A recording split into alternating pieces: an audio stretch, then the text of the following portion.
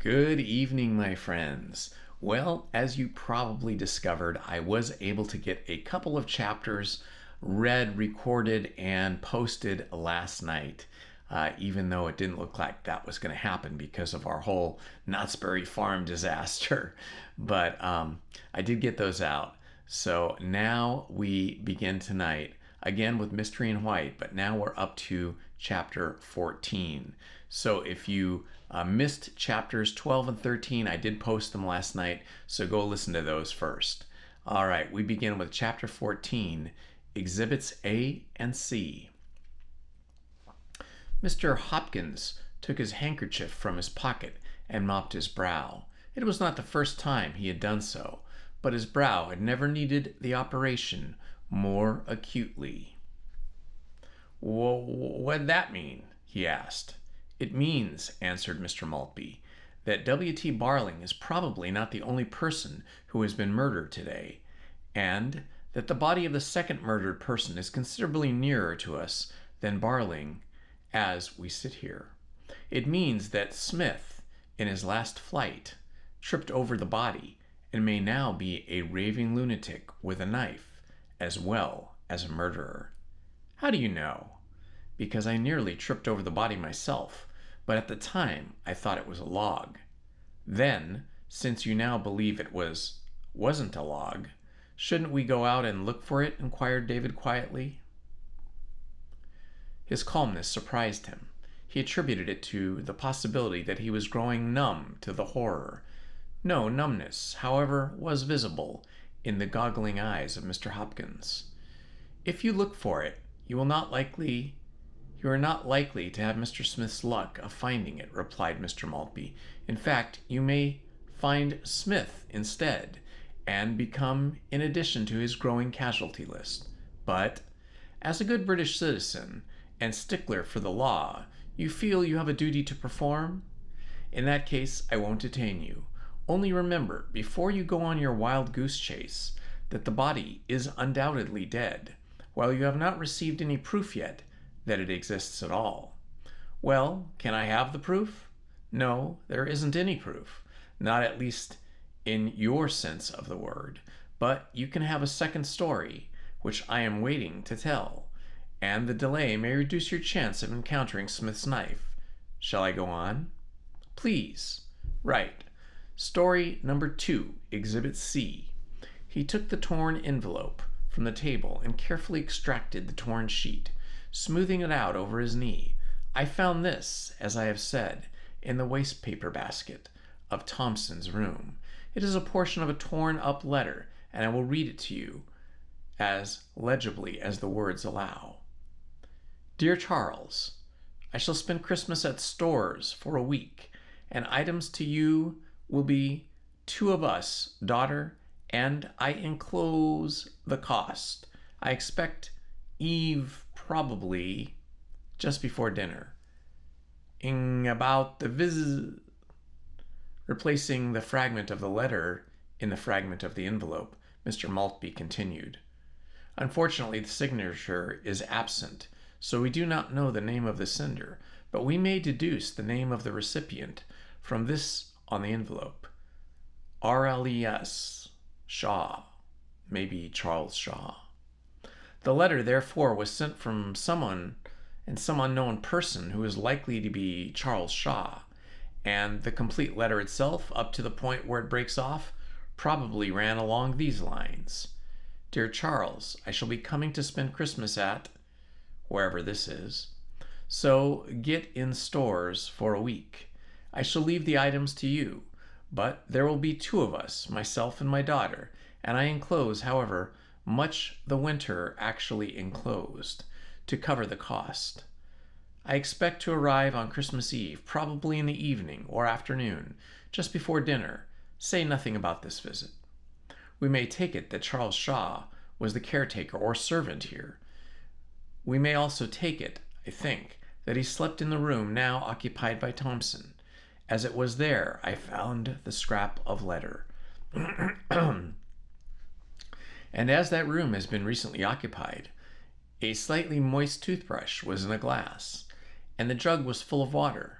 I also noticed a pair of pajamas hanging from a hook on the door. Very well, then. Charles receives this letter. It is a pity the date was torn off, and buys the necessary stores for a week, unconscious of the fact that some of the stores will eventually be used by a marooned party from a train. I am assuming, by the way, that Charles occupied this house alone in the absence of his master, and was alone when he received the letter, and was alone this morning when he got up. Does the bedroom you have commandeered, Mr. Hopkins, look as though anybody had slept in it lately? I can't say that it does, replied Mr. Hopkins, after a moment's thought. No, I can't say that it does. Several unpleasant cobwebs about. Then Charles is not as meticulous as he ought to be. How about the water jug and the water bottle? Mr. Hopkins thought again. Well, yes, of course, he exclaimed suddenly. I had a wash and found the towels. That's right. I didn't have to use my handkerchief. I used the towels. Do you remember whether the towel you used was clean or had it been used before? Was it a new cake of soap? Towel clean, soap new. All of which suggests that the room has not been slept in lately, but was prepared for someone who would be arriving tonight. That fits the pattern. And your sister's room, Mr. Carrington? Can you help me there? Yes, replied David. She told me I was to add two soiling, 2 fresh towels, defacing 1 cake of soap, and the use of a nail brush to the charge sheet that we're tallying. Mr. Maltby nodded. Good. The background of the picture is coming. Having laid in the stores, the lonely Charles awaits the arrival of his master and his master's daughter. This morning he prepares 2 bedrooms for them, but not as thoroughly as he might. He omits to remove sundry cobwebs. Does this suggest a flaw in Charles's character, or has he something on his mind? Something on his mind? I wonder whether Charles is ever worried by that picture in the hall. What makes you say that? Asked David. I don't quite know, answered the old man. I am groping my way through the sensations as well as known or deduced facts. Probably Charles was used to loneliness, but it might give one a queer feeling to get up on Christmas Eve all alone in a house like this with snow all around and still coming down, white without and black within, eh? And in the morning dusk descending the stairs to that picture. Yes, it might. You remember, Mr. Carrington, how we have felt that picture was watching us? By God, I felt that too, exclaimed Mr. Hopkins. Have you? By God, I have. This fellow is becoming more human and natural, reflected David. I wonder whether, after all, fear is good for him. Then Charles might have felt it, said Mr. Maltby. Yes, and the chap in the picture was coming, added Mr. Hopkins.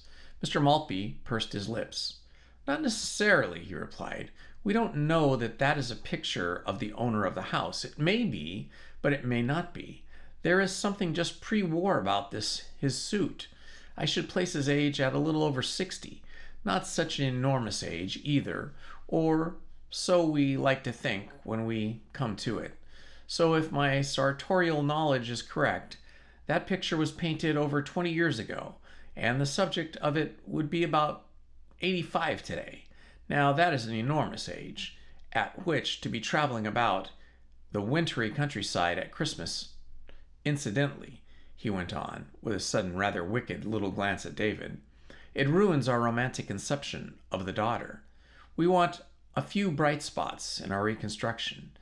He turned for a moment to Exhibit C. And this writing, though not very good, is not the writing of an octogenarian. If the present owner of this house were 85, his daughter, in her 50s or 60s, would have written it for him. All at once, Mr. Maltby frowned at himself. The frown was followed by an apologetic shrug.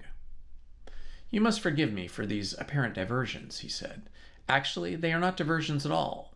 I am thinking aloud, trying to recreate as far as I can the atmosphere and circumstances of this house when Charles got up this morning. When you find the atmosphere, facts solve themselves inside it. You hear the thunder before it comes, storm clouds, a sudden unnatural flutter of still leaves, a cat chasing its tail. He jumped to his feet. Mr. Hopkins went back in his chair as though he had been shot. David remained still, but with a distressing tightening of his forehead. "I see Charles," cried the old man. "I see him. Not his face, his soul. Here he comes, down the stairs. Yes, there's his face, now, pale, deadly pale. A man with a sick spirit, terrified. The picture, are you looking at it, Charles?" He stopped speaking. He returned quietly to his chair. "Now, for this afternoon." "No, wait a moment," gasped Mr. Hopkins. "Wait for what?" asked Mr. Maltby. "I don't know. I don't know." Yes, I do. Do you think it would be, to say, was there any whiskey in the stores?" "You can go and see." Yes, he rose and sat down again. "No, after all. Carry on, carry on." His hand moved towards his handkerchief, but again he did not complete an operation he had begun, and the hand returned limply to his knee, as though ashamed of itself. "Of course," he said, with the travesty of a grin, "you didn't really see her, Charles, did you?" "Clearly enough," answered Mr. Maltby. "Yes, exactly," murmured Mr. Hopkins, without any idea what he meant. Then he forgot his shame, and indulged in another thorough mopping. "May I interrupt you with a question?" asked David. "Of course," replied the old man. "I'm not sure whether it's appropriate to the point we've reached, but that room, the one you warned Smith not to enter, did you see anybody in there?" Mr. Maltby smiled. "I can answer that more definitively, I'm afraid. I created that bedroom out of my imagination, and also the alleged menace inside it. Although I admit that inventing menaces in this house is like carrying coals to Newcastle, my object was to reduce Smith's taste for wandering about loose, for the reasons I have already given." "Thank you. Now I'll try to be quiet." "I don't want to. I'm telling you a story, and your duty is to search for its flaws. Well, to proceed, we come now to this afternoon. Charles, having controlled any qualms he may have had, lights the fires in the hall, the drawing room, and the dining room, the kitchen. No, that was assumedly lit before, and 2 bedrooms. I understand from Miss Carrington that all the fire from Mr. Thompson's room, Charles's room, was laid but not lit, and that she lit that herself when Mr. Thompson was put there." "Quite correct," answered David. "I have wood and coal in Thompson's room down on my list." "Why not add the match?" murmured Mr. Hopkins. "That done, Charles waits," went on Mr. Maltby, "and his master and daughter arrive." "I think I've spotted a flaw here, sir," said David. "Let me have it. When did they arrive?" "I place it this afternoon. You will remember tea was prepared for them." "Yes, but according to your interpretation of the letter, if that's correct, they were not due to arrive till this evening, just before dinner." "I agree. There seems to be something wrong with our pattern here," nodded Mr. Maltby. "Yet it also seems too much of a coincidence to suppose that the 2 other people should have arrived. Don't you think so?" "They might have been visitors," proposed Mr. Hopkins. "Visitors in this weather?" queried Mr. Maltby. "Besides, it is likely that Charles would invite visitors just before his master's arrival." "Seems unlikely. Certainly, this is not the kind of weather in which visitors just drop in for a chat." "I thought of one more point," said David. "What?" "The cups. There were 3. Would Charles have tea with the others?" "That is a very good point. I'm not sure that I can deal with it." The old man frowned and stared almost accusingly at Exhibit C. Yes, there are 1 or 2 things here." He threw his hands up. "Your point beats me for the moment, Mr. Carrington. Some trivial detail might adjust it. We must remember it while proceeding with what, after all, remains more like hypothesis, namely, that the people for whom that tea was prepared were the people who were expected. The owner of the house and his daughter, perhaps, Perhaps yes. Perhaps they altered their plans and arrived earlier than originally intended because of the weather. The weather would have made them arrive later, argued Mr. Hopkins, if they had not advanced their plans on account of it, retorted Mr. Maltby. That is exactly what I am now suggesting. Quite so, murmured Mr. Hopkins. I am only trying to help. The weakness remains, however. I'm not satisfied, but for the moment, this appears to be the best we can arrive at. The master and daughter arrive before tea. How long before tea? Not long. The devil knows how they got here. Perhaps they did arrive long before tea, Mr. Maltby, interposed David, and got here before the weather worked up to its present pitch. In that case, why would not the bedrooms show it? They would go to their rooms if they arrived long before tea. But if they arrived just before, they might wait for the needed cup before ascending. And leave their luggage below? Answered David. Where's the luggage? Yes, I was just getting to that, exclaimed Mr. Hopkins, annoyed that he had been too late to the question. They wouldn't turn up for a week with only a toothpick. I have also asked myself that question, and as yet I have no answer to it, admitted Mr. Maltby. If they arrived by car or some other conveyance, they would undoubtedly bring their luggage with them.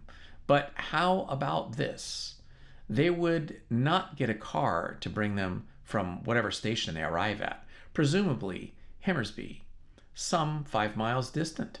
They decided, therefore, to leave the luggage behind and send for it later. They certainly took no luggage away with them. How do you know that? You shall hear in a minute. The trouble is that we have no inkling of why they came, their motive. I doubt whether it was just to enjoy Christmas here. I believe they came for some special purpose, a purpose that worried Charles Shaw considerably. Yes, if we knew why they came, we might understand more about the manner of their coming and their going. Still, they came. They came while they were chatting in the train, and while Smith was killing Barling, and in the next compartment. They came, and very swiftly something happened. Mr. Maltby paused, and his eyes now traveled to Exhibit A, the hammer. Mr. Hopkins tried to prevent his eyes from following the example. We do not know what the something was. We have got to find that out. We do not know whether the situation that arose was spontaneous or premeditated. If the ghost of that old man hanging on the wall had a voice, I'll wager it could tell us. Maybe presently it will. But we do know the sequel. 3 people were in this house, and 3 people left it. 2 of the 3 were alive. He corrected himself. No, I am wrong. All 3 were alive, in all probability, unless the 3rd died indoors and was taken out afterward by the other 2. I doubt that. However, from our present evidence, which suggests that all 3 left the house, but 1 did not get far. Listen, I've told you that I followed Smith and lost him. I have also told you that I found him again just before we both entered the house. Myself for the first time, Smith for the second, but I have not told you what happened to me between the losing and the finding of Mr. Smith. After he had vanished, I was able to follow his tracks for a while, as later you doubtless followed mine. Then I lost the tracks and floundered about in a hopeless maze. A most unpleasant period. I hope I never have to endure another one like it. But I must have floundered somewhere in this district, as I am convinced I was not far from this house when I suddenly saw a figure a little away ahead of me. I thought it was Smith and increased my pace, but when the figure was joined by another figure, it seemed to come out of nowhere. I realized my error. The second figure, though I only got a very blurred sight of it, it was a woman. The daughter? Asked Mr. Hopkins. If our original surmise is correct, the daughter, answered Mr. Maltby. But whether the man was Charles Shaw or his master, I cannot say. You will realize the importance of the identity. They were hurrying, to put it mildly. I tried hard to overtake them, but They soon melted out of my sight. Then I found the hammer. It was obvious that it had been recently dropped. The interference was that one of the two scurrying figures had dropped it. That would be the inference. I was as sure as they were, flying from fear, as I had been that Smith was flying from fear. I began a final effort to catch them, or putting the hammer in my pocket as I did. Then I tripped over something, and I thought it was a log, went headlong over it, and rolled down a bank. When I picked myself up, I did not know whether I was facing north, south, east, or west. If your snow in Dawson City was worse than this, Mr. Hopkins, may I never be in Dawson City. I was temporarily blinded, but I expect fate was looking after me. It still had a use for me, and it is only when that concludes that we can write fini to our lives. I wandered around in a circle for perhaps 10 minutes. That's a guess. I was confused at the time as to the direction, but it must have been long enough for Smith to reach the house. He just missed the other figures. For you to reach the house after Mr. Smith, and for Smith to make his first getaway through the attic window, because it was Smith who brought me back to solid matters. We nearly ran into each other, and beyond Smith I saw more welcome, solid matter. This house. What happened after that you both know. Yes, but look here. Why didn't you go back and look for that log? Demanded Mr. Hopkins, as Mr. Maltby paused. I had wandered around for 10 minutes without coming upon it again, answered Mr. Maltby. I had no idea where to look. Besides, at that time, I thought it was a log. I had not then found hairs upon the hammer. Phew, muttered Mr. Hopkins. But do you not imagine I am justifying, much less glorifying, my conduct outside this house? Said Mr. Maltby. It is human to err, and I am definitely human, particularly after a tumble. At my age, one is not good in snowstorms. Well, sir, I must go out and find that log now, exclaimed David, rising. Certainly, if you can, replied Mr. Maltby acidly. It's a nice sunny night. The next moment Mr. Hopkins sprang to his feet, while his eyes looked ready to shoot from his head. From the hall sounded faltering footsteps, and a hollow voice droning. Here it comes, here it comes. Crash.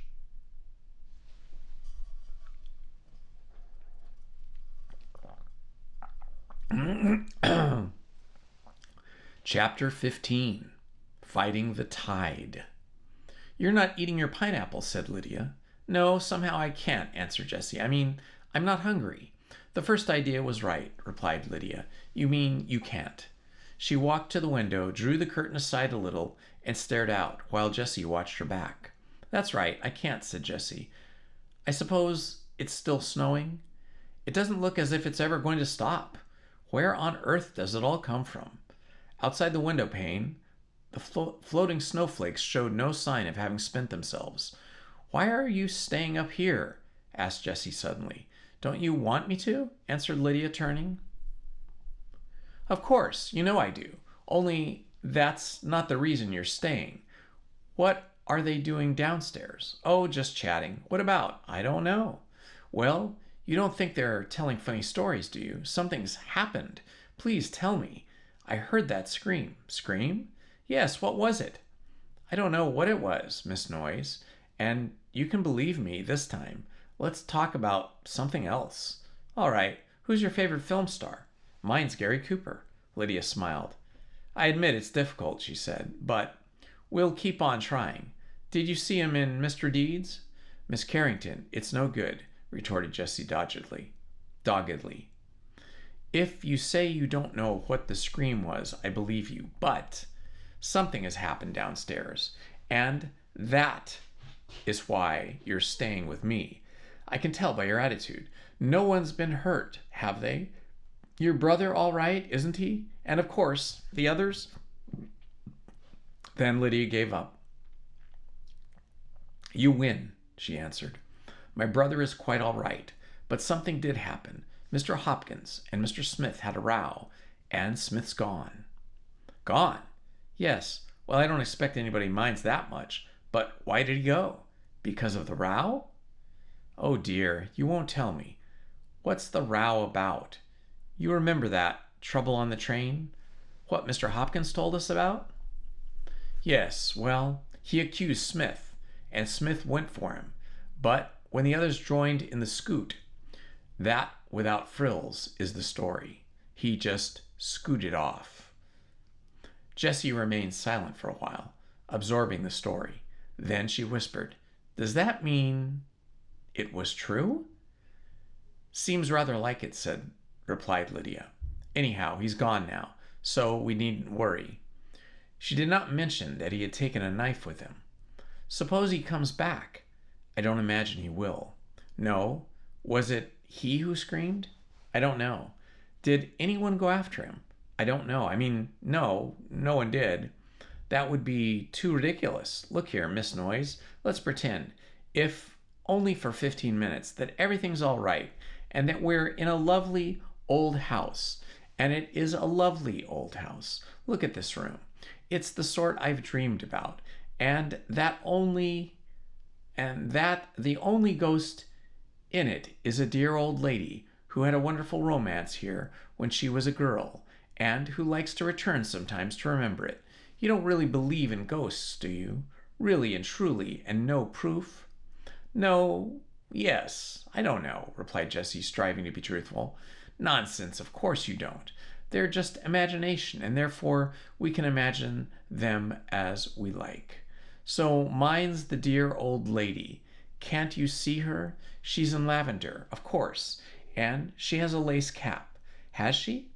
"Yes, a lace cap, and mittens, and very bright eyes, that are somehow young in spite of her wrinkles.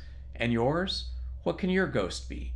I know the great-great-grandfather of Gary Cooper, who was born here, and who used to stand at that window wondering whether he'd ever have a famous great-great-grandson." Jessie smiled, as nonsense advanced on apprehension. "I think you're extraordinary, the way you take things," she said. "I wish I could." "Of course you can," retorted Lydia. "As a matter of fact, you do. Go on about your ghost." "I wouldn't know how to." "Do your bit. All right, my ghost meets your ghost. Then what happens?" "A lot of little ghosts." "Oh my goodness, I'm going dippy. But if you're going dippy anyhow, you might as well choose a pleasant way. If a lot of little ghosts would be pleasant, imagine them running about all over the house, dodging under beds, hiding round corners, and scampering up and down stairs. I think they'd be rather fun. Then we'll have them at the Christmas feast tomorrow. You haven't forgotten tomorrow's Christmas, have you?" You glanced at her wristwatch. "In 3 hours and 44 minutes, soon will be time to hang up the stockings." "I remember one Christmas. It was about 7 years ago." She began to reminisce. "She made it a very long one. Only half of it was true, for whenever she found Jessie's attention wandering, she brought her interest back with blatant fabrications. She felt as though she were swimming against a strong dark tide, and that once she stopped swimming, the tide would get her and carry her to places she was trying to avoid. One of the places was not very far beyond the window, at the unknown spot from which the cry had come. At last her inventive faculty gave out. She had kept the one-sided conversation going for a quarter of an hour, and suddenly she realized she was no longer getting any resistance from her audience. She became conscious of Jessie's utter silence, as well as the utter silence of the house, and her fighting spirit began to ooze away. What was happening down below? Why didn't someone come up and tell her? David had promised not to keep her in the dark. Yes, and what was happening to Jessie? She was not merely silent. She was staring. Not at anything in particular, just staring. "What's the matter?" asked Lydia sharply. Jessie did not reply before the question had been repeated. Then she wrenched her focus back from infinity to normal and answered, "Nothing." "A little while ago you wanted me to tell the truth, and I told it to you," said Lydia. "Yes, but I don't know whether it was anything," murmured Jessie with a shudder. "Well, what did it seem to be?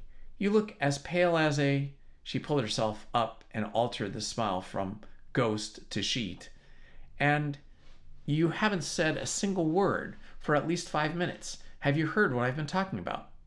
Yes. Repeat my last sentence. Well, I did miss that. I said, where do you think they found my shoe? In the tureen? Oh, that was where it was. What? What? What was? What do you mean? Your shoe? What shoe? The one you were telling me about. I wasn't telling you about any shoe. I was telling you about the time I swallowed the sixpence out of the Christmas pudding. So, you see, you didn't only miss the last sentence. You missed the whole story. You haven't heard a word, and I'm asking you why. Jessie took a breath. Of course, you draw the heart out of a lettuce. I expect it was this bed. Bed? Repeated Lydia. What about the bed? I don't know, replied Jessie. I dare say it's all my imagination. Miss Noyes, do you want me to shake you? All right, I'll tell you, or at least I'll try, but I really don't know how to explain it. It's a feeling I get. I've had it before, once when you were out of the room. What sort of feeling? That's what I mean. It's almost impossible to put into words without seeming just silly. First, I'm frightened. There you are. It sounds silly at once. It isn't silly to be frightened in this house, Lydia interposed. You're not the only one. Yes, but this isn't the ordinary kind of fear. I don't know, I seem to be afraid of something special, even though I don't know what it is. And the bed seems to be holding me in it actually, to be pressing me down. And then I think someone's coming. Isn't it idiotic? I expect it's really imagination. Yes, she exclaimed. Now, I come to think of it, it probably was, because I feel sort of a pain in my stomach. I began to get it when you brought me the pineapple.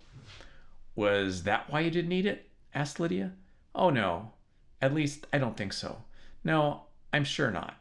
You see, that wasn't one of the times. I mean, I only began to get it then, and then it went away again. Well, now you know. I can't explain. And then, all at once, she gave an exclamation that conveyed more than any other of her struggling words. This bed's ghastly. Then why have you stayed in it? Demanded Lydia. You'd better get out of it now. I'll help you to the chair. Jessie frowned. But Miss Carrington, it can't really be anything, can it? She asked. It doesn't matter whether it is or it isn't. Yes, it does matter. I mean, to me, it does. There's nothing. I can't stand more than being frightened. You aren't for an instant, and so I'll never let myself be. I mean, pay attention to it. What's the good?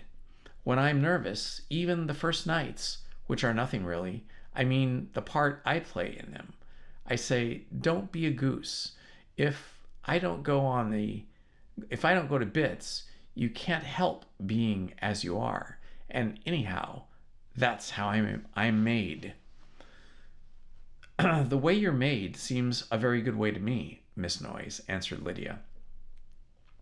But whether what you feel about that bed is imagination or not, I'm going to get you out of it, because that's how I'm made. There was a large, soft armchair in the room. A minute later, Jessie was settled in, with her foot on a stool, and the bed spread over her.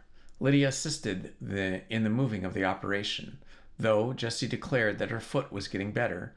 You help everybody, don't you? Said Jessie, in a mood to be over-sentimental. Not so much I notice it, answered Lydia. There's somebody I haven't helped lately, at any rate, and that's Mr. Thompson. Will you be all right if I leave you for a moment and go look after him? Of course, replied Jessie. Lydia ran out of the room. She did not know why she ran, or why she felt so suddenly restless. Of course, there could not really be any significance in Jessie's strange sensations in the bed. Thompson's door was a little way along the passage, on the opposite side. She knocked, receiving no answer. She opened the door and looked in. Thompson's bed was empty, and the bedclothes were strewn all over the floor. Very interesting.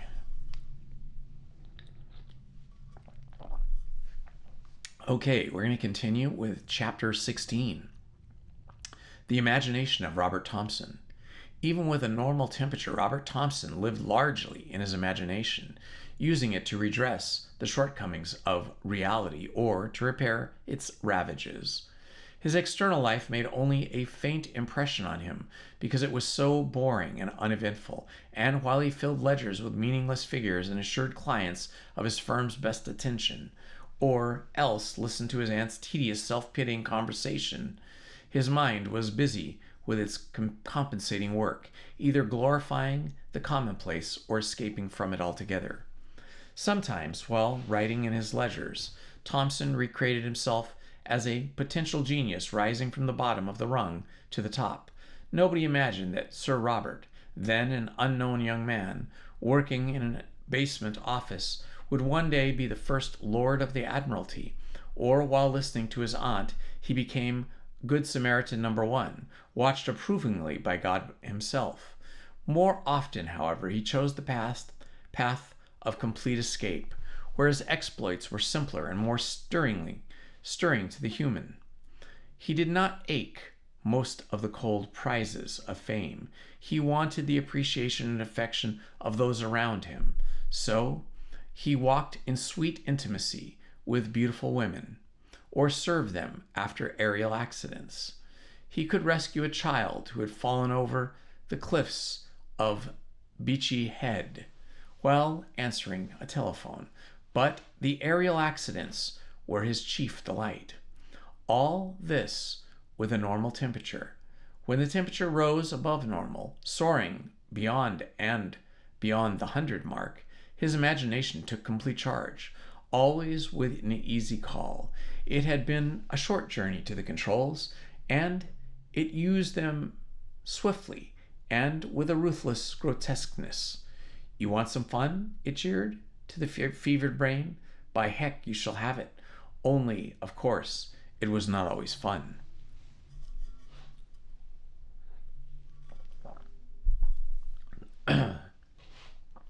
Thomson's imagination had taken complete charge of him shortly, though not quite immediately, after Lydia conducted him up to his bedroom.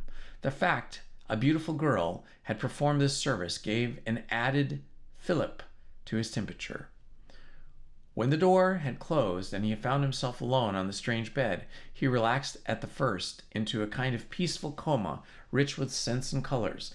Closing his eyes, he discovered a magic kaleidoscope that shifted its varying hues gloriously and always resolved into one particular face. Even when he opened his eyes, the colors and the face remained, though they were disturbed by other outlines, the end of the bed and the back of the chair, a slightly moving curtain. It seemed to move, whether it did or not. Pajamas hanging from a hook. Such things as these tried to wrest him back to actualities from his inarticulate orgy. One incident occurred of which no one in the house ever knew but himself. He only remembered it dimly. It occurred during the last period before the imagination captured him utterly, a period when he was jerked back from semi-consciousness for his final wrestle with solid facts. The fact that stood out preeminently was his loneliness. The loneliness was unbearable. To lie here on a bed, this bed, was to drop out of the adventure. It suggested impotence when he wanted to be useful. It gave him ghostly solitude when he needed human companionship. It took him out of things. "I'm not going to stay here," he muttered. "I'm all right, just a bit hot, but all night I'm going downstairs again." He sat up, the outlines wobbled, he turned the sheets back, the sheets wobbled, as did the hands that turned them. He put a foot out of bed. Somehow or other he left the bed, and somehow or other he managed to crawl halfway to the door. Then he stopped, and space rushed at him. He tried to grip the supports that were not there. The floor rose. He found himself flat upon it. Somehow the other he crawled back to bed. "What made you so late?" asked his aunt. "They were riding from the station to the house on a couple of elephants." "The snow," answered Thomson. People have always got excuses when they're not kind to me, retorted his aunt. But in reality, it really was the snow, replied Thompson. The train got held up. There's been no snow here. Look, it's sunny. I don't have to leave any money to people who aren't kind to me. You don't think a visit to you is because of your money, do you? Of course, that's the reason. It's everybody's reason. You think I don't know what's going on in your mind of all the time? But I do.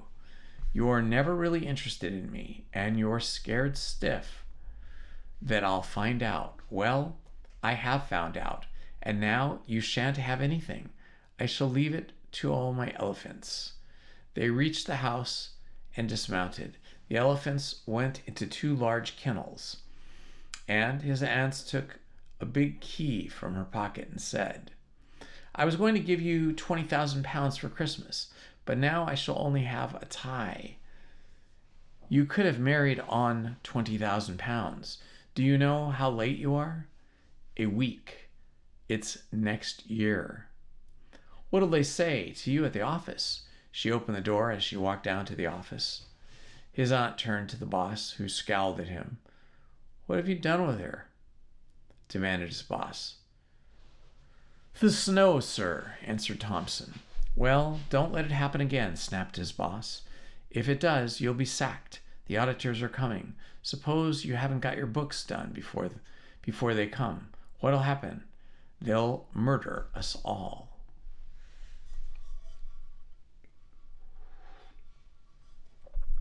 Thompson walked back to his desk. It was a kitchen table. He opened the drawer in which he kept a bread knife for sharpening his pencil, and there was no bread knife. There you are, shouted his boss behind him. The auditors have taken it. Hurry. A big pile of books was on the table. He had to get through them all, otherwise he would receive the bread knife in his back. He was open to the first one, and he began adding figures 7, 9, 16, 23, 4, 8, 32, 42, 41. But when he wanted to jot down the total, he found that his pencil had no point, and the auditors had his bread knife. He ran round the room trying to find another pencil. He searched everywhere, in cups, teapots, railway carriages, elephant kennels. He must find a pencil before the auditors came. Returning at last to the kitchen table, he dipped his finger desperately in a bottle of ink and tried to write the total by using his nail as a nib. The result was a blot. The blot grew larger and larger till it covered the whole street. Bathed in preparation, the room was like an oven. He tore the page out and threw it into the wastepaper basket. It'll be all right, he thought, so long as they don't look in the wastebasket. Then the door opened. He kept still. He knew it was an auditor, and he did not want to worry him. He had not written down the total yet. The figures were swimming before his hot eyes. If only the auditor would go, give him just a little bit more time, he was sure he could do it. But the auditor did not go. He was an old man, and he was creeping round the room. He was getting nearer and nearer to the wastepaper basket. Thompson dared not look at him, but he heard him dive down, and he knew the withered hand had taken the paper out of the wastepaper basket. He's found it, grasped Thompson. Now for the bread knife. Well, anyhow, I won't need my aunt's money now. The old man left the wastepaper basket and bent over Thompson. It was Mr. Maltby, but Thompson did not know everything that went black. The blackness dissolved. Now another face was peering at him. It was a wonderful face, a face he had known for years, when he was smiling. Again, Mr. Thompson did not know it was Lydia's face. The face melted away while he strove to retain it. It melted into the blackness from which it had come, and he took a long journey through the dark tunnel trying to find it. Again, the tunnel was dotted with little specks of white, flying, whirling, blinding, choking. He ran fast. He stopped running. Somewhere in that confusion, a person had screamed. Now he ran again. He ran back to the table and the ledgers. The pile had grown a mile high, but as he looked upwards, becoming smaller and smaller, as the pile grew taller and taller, he made a tremendous effort to escape from the dark world of the oppressions that was trying to stamp him out. He knew there was something that could save him. One thing, if he could only remember it. What was it? What was it? What was it? If the kitchen fire with the boiling kettle had not been quite so hot, he could have thought at once. What was it? Then suddenly he found it. He was looking in the right direction. Far, far above the tall pile of the ledgers was a little moving dot, a tiny little star skimming through the sky. An aeroplane. He rose, bedclothes sprayed from him. He became entangled in them, escaped from them, fled from their restraining grasp, and knocked over a small table. He had found his star, and he must follow it, because he knew what would happen when it crashed. She would be in it. She who had worn 1,000 different faces, but whose heart was always the same. She was up there in the swiftly moving, swiftly falling star. And when she crashed, she would not be hurt. She never was.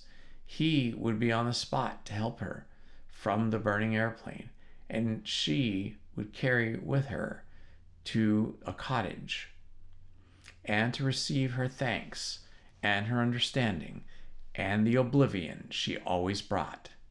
"Gently with him," said Mr. Maltby from the dining room door.